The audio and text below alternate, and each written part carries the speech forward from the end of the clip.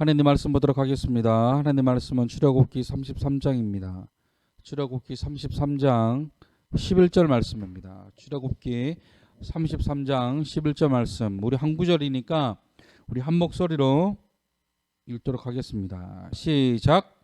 사람이 자기의 친구와 이야기함 같이 여호와께서는 모세와 대면하여 말씀하시며 모세는 진으로 돌아오나 눈의 아들 젊은 수종자 여호수아는 회막을 떠나지 아니하니라. 아멘. 오늘도 하나님을 예배하기 위해 이 자리에 나오신 여러분들을 주님의 이름으로 환영하고 축복합니다. 우리 옆에 계신 분들과 인사할까요? 잘 오셨습니다. 오늘은 하나님을 만난 사람들 25번째 시간으로 하나님의 친구 모세에 대해서 살펴보려고 합니다. 그리고 오늘의 말씀의 제목은 인생의 전성기입니다.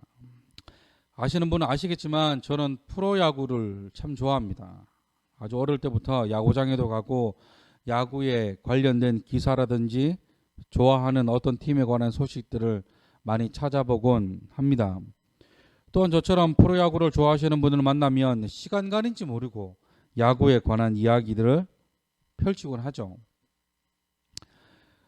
그런데 저는 이 프로야구를 보면서 운동선수들의 특징을 발견하곤 하는데 그 가운데 하나는 운동을 잘하는 모든 선수들에게는 범접할 수 없는 전성기들이 있더라라는 것입니다.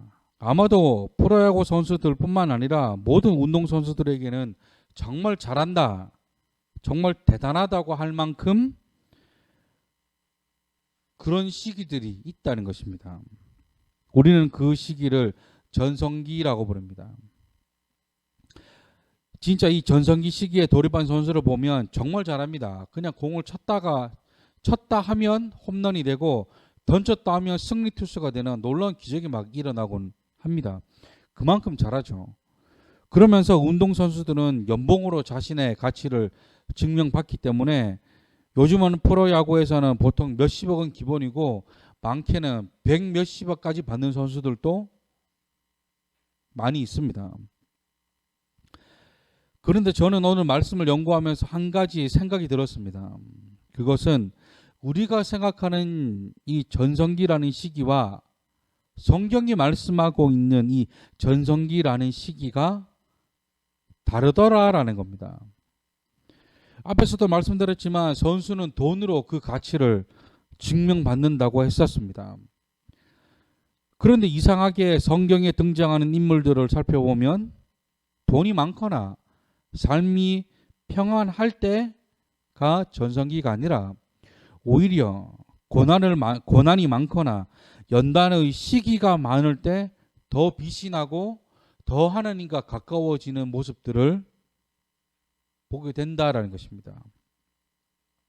그 대표적인 인물이 바로 오늘 본문 가운데 등장하는 하나님께서 마치 친구와 이야기하듯이 대화를 나누었다고 말씀하시는 모세가 아닐까 싶습니다. 이것은 하나님과 모세가 얼마나 가까운 사이였는지를 보여주는 말씀입니다. 여러분들에게도 친한 친구들이 있을 겁니다. 먼저 이 모세라는 이름의 뜻은 물에서 건져내다라는 뜻입니다. 그는 레위지파 아버지 아므람과 어머니 요게벳 사이에서 태어났습니다. 그의 형은 아론이고 그의 누나는 미리암입니다. 그런데 그가 태어날 시기에 큰 일이 벌어집니다. 이제 모세의 조상이었던 야곱의 시기에 이스라엘에 가뭄이 들어서 야곱과 야곱의 온 가족이 애굽 땅으로 내려오게 됩니다.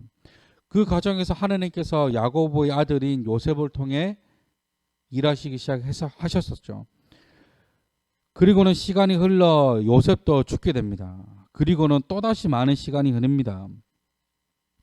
그런데 시간이 흐르면 흐를수록 야곱의 후손들의 수가 점점 많아지고 나중에는 가족이 아니라 민족이 되어버릴 만큼 자손들이 많이 번성했습니다.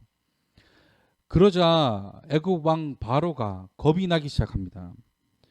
이제 자신들의 애굽 사람보다 이방 민족이었던 이스라엘 사람들의 수가 더 많아지자 그들이 반란을 일으킬까 봐 겁이 나서 어느 날 명령을 내리는데 이제부터 태어난 아이들 가운데 남자아이는 다 죽여버리고, 그렇죠, 여자아이만 살려주라 그럽니다.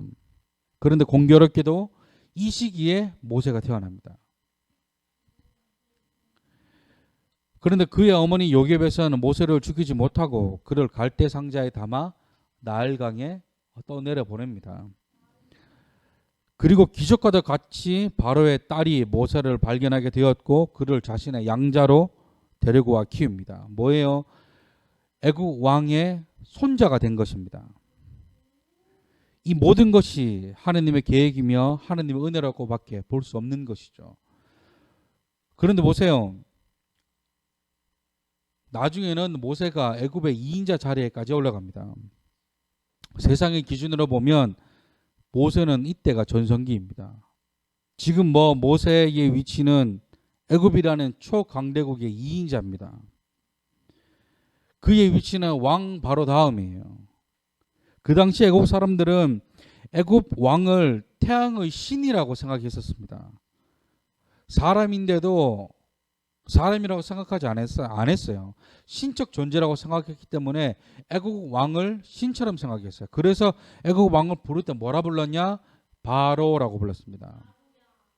바로가 사람 이름이 아닌 거 알죠? 바로는 사람 이름이 아니라 그냥 부르는 호칭입니다. 옛말에 권력이 센 사람을 가리켜 날아가는 새도 떨어뜨린다라는 속담이 있습니다. 권력이 그만큼 세기 때문에 그 권력이 센 그 집 위로 날아가는 새마저도 그 집을 피해 날아간다던가 그 집 위로 날아가자마자 땅바닥에 떨어진다고 할 만큼 권력이 대단한 사람을 그렇게 비유하곤 했었습니다. 그런데 지금 모세는 초강대국 애굽의 2인자입니다. 아마 바로가 죽으면 모세가 왕이 될 수도 있습니다. 히브리어로는 바로라고 하고 이 바로라는 히브리어를 영어로는 파라오라고 부릅니다. 돈이면 돈, 명예면 명예, 온갖 부귀 영화를 다 누리고 있는 이 지금이 모세의 전성기일 수 있습니다. 그런데 하나님의 생각은 다르더라라는 겁니다. 하나님을 생각하시는 모세의 전성기는 애굽의 왕자로 있을 때가 아니라 그가 나그네 되었을 때, 이스라엘의 지도자가 되었을 때가 그의 전성기라고 말씀합니다. 우리도 그래요.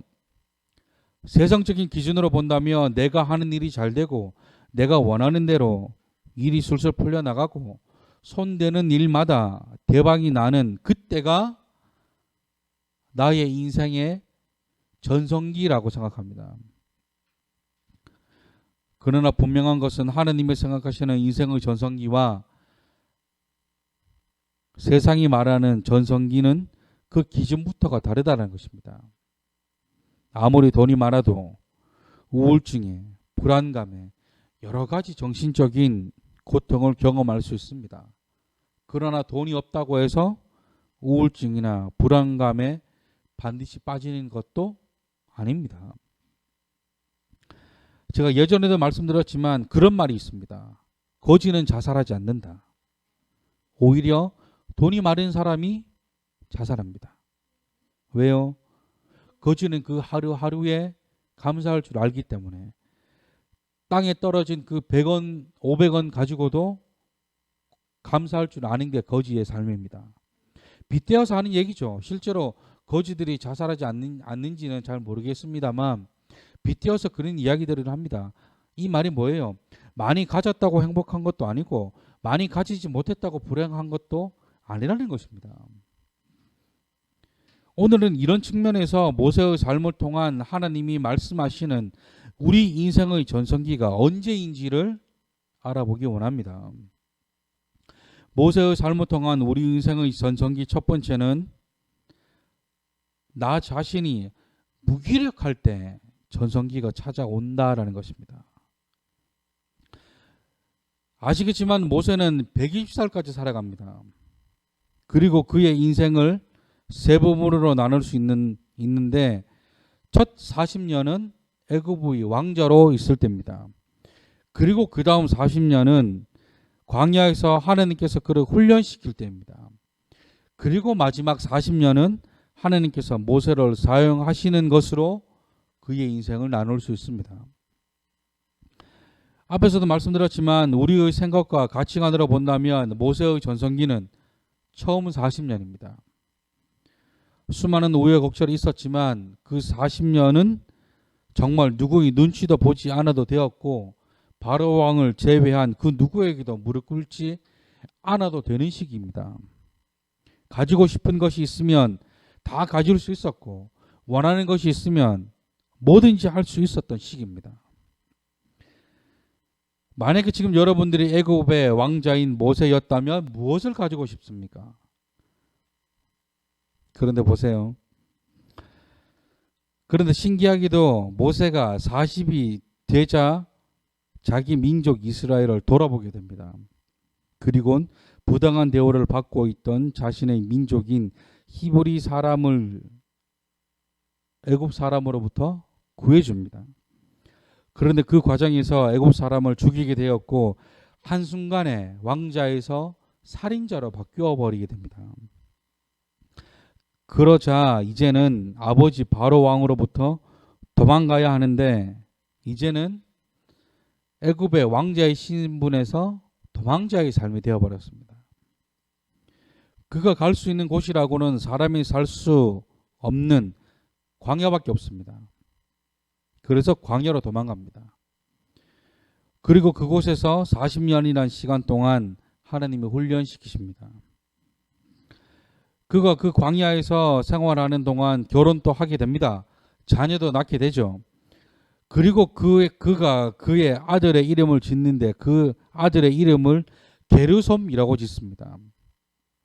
게르솜이라는 뜻은 나그네라는 뜻입니다. 자기가 스스로 자기를 봤을 때 나는 타국의 나그네 되었다라는 의미로 아들의 이름을 게르솜이라고 지은 것입니다. 그리고는 그 40년이라는 시간 동안 모세가 무엇을 했는지에 대해 정확히 나와 있지 않습니다. 저는 이 모세의 광야 생활에 대한 말씀을 연구하면서 눈에 확 들어오는 말씀 한 구절이 있었습니다. 출애굽기 2장 23절 말씀입니다. 여러 해 후에 애굽 왕은 죽었고 이스라엘 자손은 고된 노동으로 말미암아 탄식하며 부르짖으니 그 고된 노동으로 말미암아 부르짖는 소리가 하나님께 상달된지라. 제 눈에 들어온 단어는 앞에 기록되어 있는 이 여러 해 후에라는 문장입니다. 이 문장 안에 보면 이 문장 안에 모세의 40년 광야 생활이 다 들어가 있습니다. 마치 영화 같은 거 보면 뭐 몇 년 후라고 하고 장면이 바뀌는 것처럼 이 여러 해 후에라고 하는 이 한 문장 안에 모세의 광야 40년이 다 담겨져 있다는 것입니다. 그런데 저는 이 말씀이 굉장히 중요하다고 생각합니다. 왜냐하면 이 한 문장도 안 되고 글자 수로도 5글자밖에 되지 않지만 그 속에는 모세의 수많은 연단과 훈련이 있었을 것이고 가장 큰 훈련은 아마도 자기 자신을 내려놓는 훈련이었을 것이다 라는 겁니다. 자신의 혈기, 자신의 명예, 애굽에서의 화려한 삶, 사람을 죽일 수 있을 정도의 힘이 센 육체, 젊음. 그런데 앞에서도 말씀드렸지만 이 모든 것을 다 내려놓으려면 결국 찾아오는 것은 나의 무기력함입니다. 쉽게 말해 힘이 빠져야 한다는 것이죠. 내 힘으로, 내 열정으로, 내 노력과 내 머리로 이루어낼 수 있다는 그 생각을 내려놓는 것에서부터 우리의 인생의 전성기가 찾아온다는 것입니다. 나의 열심이 빠지고 무기력이 찾아올 때 우리는 하나님에게 찾게 된다는 것입니다. 내 힘으로는 뭐든지 할 수 있다는 생각을 내려놓고 오직 하나님만이 하실 수 있다는 생각이 들 때 전성기가 찾아온다는 것이죠. 내 힘으로 내 인생을 내 계획대로 내 방식대로 내가 원하는 대로 이뤄낼 수 있다는 생각을 늘어놓고 하나님의 은혜로 오직 하나님이 내 인생을 만들어 가실 수 있다는 생각을 가질 때 우리 삶의 전성기가 찾아오기 시작한다라는 것입니다. 이전의 모세는 내 힘으로 뭐든지 할 수 있었던 모세입니다. 그러나 이 광야에서의 모세는 할 수 있는 것이라고는 장인의 양떼를 키우는 것밖에 할 수 있는 일이 없습니다. 이제 우리도 우리의 눈을 하나님께 돌려야 한다라는 것이죠. 항상 나의 행복, 내 인생의 성공, 그것보다 하나님을 더 중요하게 여길 수 있는 경지에까지 올라야 한다라는 겁니다. 그런가 하면 모세를 통한 인생의 전성기 두 번째는 하나님께 쓰임받을 때가 전성기라는 것입니다. 하나님께 쓰임받을 때가 전성기다. 아시겠지만 모세는 그의 나이 80이 되는 해에 하나님의 부르심을 받습니다. 그리고는 하나님의 사람으로 수많은 하나님의 기적들을 행하는 삶을 살아가게 됩니다. 애굽에 10가지 재앙이 내리고 홍해가 갈라지고 만나와 메추라기가 하늘에서 내려오고 큰 돌을 지팡이로 치자 돌에서 물이 나오고 썩어 먹지 못하는 물에 나뭇가지를 던졌더니 먹을 수 있는 물이 되었고 낮에는 구름 기둥으로 밤에는 불 기둥으로 이스라엘을 인도하시고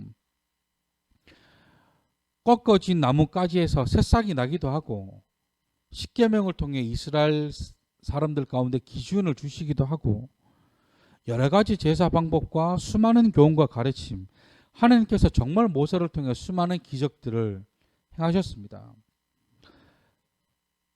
이런 모세를 한마디로 정의한 성경 구절이 하나가 있습니다. 민수기 12장 3절 말씀입니다. 제가 읽습니다. 민수기 12장 3절. 이 사람 모세는 온유함이 지면의 모든 사람보다 더하더라. 아멘. 모세는 온유함이 지면의 모든 사람보다 더하다라고 말씀합니다. 그의 인생의 마지막 부분이라 할 수 있는 80살부터 그의 삶은 온유한 삶이었다라는 것이죠. 온유하다라는 것은 따뜻하고 부드럽다라는 뜻입니다. 그의 마음과 성품이 온유하다는 것이죠. 그런데 보세요. 우리가 처음 만난 모세는 어때요? 혈기왕성하고 거만하고 자신의 힘으로 뭐든지 할 수 있을 것처럼 살았던 모세였다면 이 광야의 시간을 지나고 난 뒤에 변한 모세의 모습은 온유한 모세로 그가 변했다라는 것입니다. 다시 말해 우리의 인생에 하나님이 주시는 전성기의 삶을 누리기 위해서는 우리의 마음이 변해야 한다라는 것입니다. 또한 오늘 본문 말씀에서도 알 수 있듯이 하나님이 모세를 친구처럼 대하고 계신다라는 것을 알 수 있습니다. 이 말은 뭐냐면 모세가 그만큼 하나님과 가까운 관계로 나아갔다라는 것이죠. 그렇다고 한다면 저와 여러분들의 인생의 전성기를 누리기 위해서는 반드시 나의 열심도 필요하지만 가장 먼저 필요한 것은 하나님과 더욱 가까운 관계로 나아가는 것입니다. 하나님은 반드시 사람을 통해 역사하십니다. 또한 하나님께 쓰임받고 싶은 사람은 하나님이 원하시는 모습으로 만들어 가기 위해 연단과 훈련을 거쳐야 한다라는 것이죠. 여러분들은 언제 가장 많이 화가 납니까? 성경을 보면 하나님이 쓰시는 사람들의 공통된 공통점이 하나가 있습니다. 그것은 자각하는 것입니다. 자각이란 스스로 깨달을 각입니다. 스스로의 모습을 정확히 아는 것에서부터 우리의 전성기가 시작된다는 것입니다. 나의 믿음이 이 정도라는 사실을 깨달아 알게 되고 내 실력이 이거밖에 되지 않는다는 것을 깨달아 알기 시작한 것부터 그것에서부터 우리의 전성기가 시작된다는 것이죠. 또한 하나님이 사용하시기에 맞는 모습으로 우리의 모습이 변화되어야 합니다. 수많은 연단과 훈련을 통해 모세가 온유한 사람이 되었던 것처럼 우리도 수많은 연단과 훈련이 있다 할지라도 하나님이 원하시는 모습으로 변화되어 가시는 저와 여러분들이 되시기를 주님의 이름으로 축원합니다. 말씀을 정리합니다. 오늘은 하나님의 친구 모세의 삶을 통해 우리의 인생의 전성기에 대해 살펴보았습니다. 오늘 말씀이 전성기에 대한 말씀이라서 그런지 요즘 저의 삶을 돌아보면 정말 힘든 시간을 보내고 있습니다. 아마 요 10년 안에 일어난 일 가운데 가장 힘든 시간을 보내고 있는 것 같습니다. 그렇다고 뭐 큰일이 생겼거나 생사가 왔다 갔다 하는 문제는 아닙니다. 다만 요즘 들어 하나님께 기도하는 것이 하나님, 이 시련을 통해 저에게 말씀하고 싶은 것이 무엇인지 알게 해달라고 하나님께 기도합니다. 그래서 이제 하나님께서 왜 이런 시련을 주시는지 그 이유를 조금씩 알아가고 있는 중입니다. 그것은 하나님을 더 의지하고 하나님을 더 믿으라는 것입니다. 저도 모르게 하나님에 대한 믿음이 떨어졌는지 하나님께서 아예 하나님을 믿을 수밖에 없는 상황으로 저를 몰고 가시는 것 같다는 생각을 많이 하게 됩니다. 앞에서도 말씀드렸지만 하나님이 우리 삶의 전성기를 주시기 전에 행하시는 것인 것 중 하나가 모세가 그랬듯이 우리의 힘을 빼는 것입니다. 내 힘으로, 내 능력으로, 내 노하우로, 내 기술과 내 열심과 내 열정만 있으면 이것을 해결할 수 있다는 생각, 그 힘이 빠지지 않으면 더 이상의 하나님의 은혜는 보이지 않습니다. 심지어 하나님의 은혜마저도 자신의 능력이라 착각하기도 합니다. 중요한 것은 그 과정 가운데 절대 하나님을 떠나서는 안 됩니다. 그 시기만 잘 넘기면 하나님께서 우리의 삶에 전성기를 주실 것입니다. 우리가 전성기가 잘 먹고 잘 사는 전성기가 아니라 말씀드렸던 것처럼 이 시기를 잘 넘어가면 우리는 더욱 하나님과 가까운 관계로 나아갈 수 있을 것입니다. 그러면서 우리의 모습은 하나님이 원하시는 모습으로 변화되어 가게 될 것입니다. 하나님께 이 은혜를 구하셨으면 좋겠습니다. 이 시간에 이 찬양으로 하나님께 나아가셨으면 좋겠습니다. 나 무엇과도 주님을 바꾸지 않으리라는 찬양입니다. 이 찬양의 가사와 같이 하나님의 신실한 친구가 되기를 원한다는 이 고백이 마치 모세의 고백과도 같은 이 고백이 나의 고백이 되기를 원하고, 더 나아가 어떤 상황과 형편 가운데서도 하나님을 다른 무엇과도 바꾸지 않겠다는 믿음의 결단을 담아 우리 찬양 하나님 앞에 올려드리시겠습니다.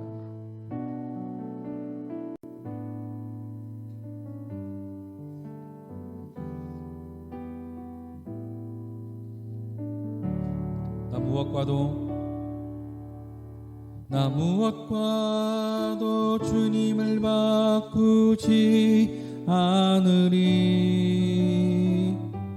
다른 어떤 은혜 구하지 않으리. 오직 주님만이 내 삶의 도움이시니 주의 얼굴 보기 원하. 다시 고백합니다. 나 무엇과도 주님을 바꾸지 않으리. 다른 어떤 은혜 구하지 않으리. 오직 주님만이 내 삶의 도움이시니 주의 얼굴 보기 원합니다. 주님 사랑해요.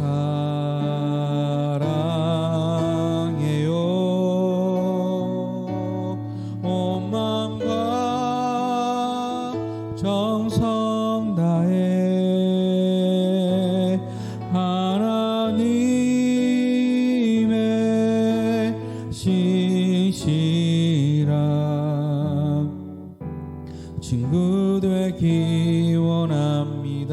주님 사랑해요. 주님 사랑해요.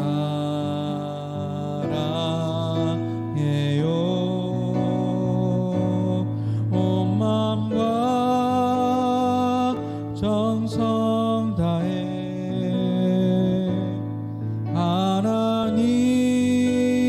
하나님의 신실한 친구 되기 원합니다. 주께서 주신 모든 은혜 나는 말할 수 없네. 내 영혼 즐거이 주 따르렵니다. 주께 내 삶 드립니다. 주께서 주신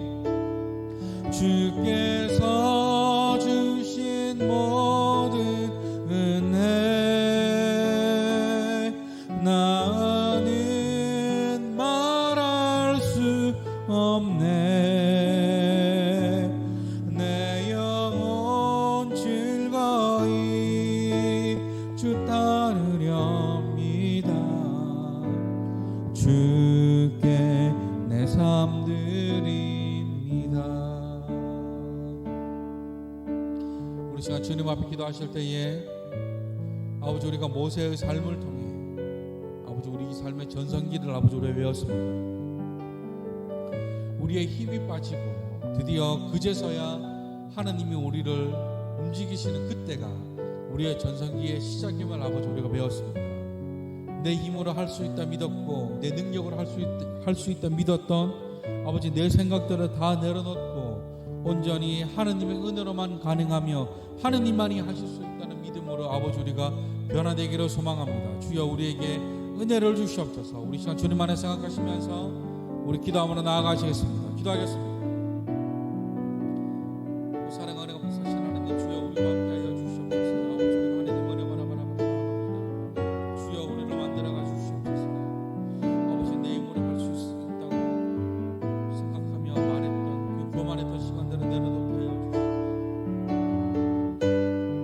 나 자신에 대한 무기력이 있을 때 아버지 우리에게 전성기가 주신다는 그 말씀처럼 아버지 우리가 내 힘으로 내 능력으로 할 수 있다는 그 생각마저도 내려놓게 하여 주시옵소서.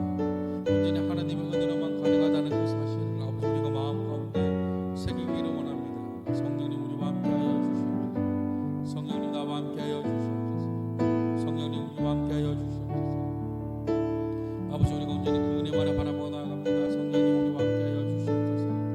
주여 우리와 함께하여 주시옵소서.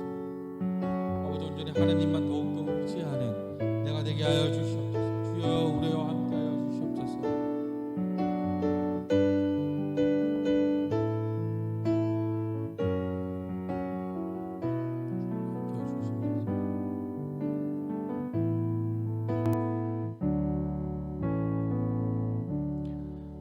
사랑과 은혜가 풍성하신 하나님 아버지 우리가 온전히 하나님의 은혜만을 바라보고 나아갑니다. 아버지 모세의 삶을 통해 우리의 힘이 빠지고 내가 할 수 없음을 깨달을 바로 그때에 하나님의 은혜가 시작된다는 사실을 아버지 우리가 배웠습니다. 교만함을 내려놓게 하여 주시고 항상 겸손한 말 함으로 주님 앞에 나아가게 하여 주시옵소서. 내 힘과 내 능력대로 내 인생을 이끌어갈 수 있다고 믿었던 그 모든 것들을 내려놓게 하여 주시고 온전히 하나님의 은혜로만 우리의 인생을 견인해 갈 수 있다는 그 사실을 아버지 우리가 붙들며 나아가게 하여 주시옵소서. 아버지 기도하는 것은 주님 앞에 나올 때 빈손 들고 나오지 않은 손길들이 있습니다. 아버지 이 헌금이 하늘나라 확장하는 데에 귀하게 그 사명 잘 감당할 수 있도록 아버지 함께하여 주시고 그 손길 30배, 60배, 100배의 열매를 맺는 놀라운 역사가 일어나도록 아버지 함께하여 주시옵소서. 이제는 우리 주 예수 그리스도의 무한하신 은혜와 하나님의 한량없는 사랑과 성령님의 감화 감동 내조 역사 교통 충만케 하시는 그 은혜가 나의 힘 내려놓고 나의 능력도 내려놓고 온전히 하나님만 의지하기로 다짐하는 모든 자들 머리 위에 하나님께 쓰임 받는 바로 그때가 나의 인생의 전성기라고 고백할 수 있는 모든 자들 머리 위에 이제로부터 영원토록 함께 하시기를 간절히 축원하옵나이다. 아멘.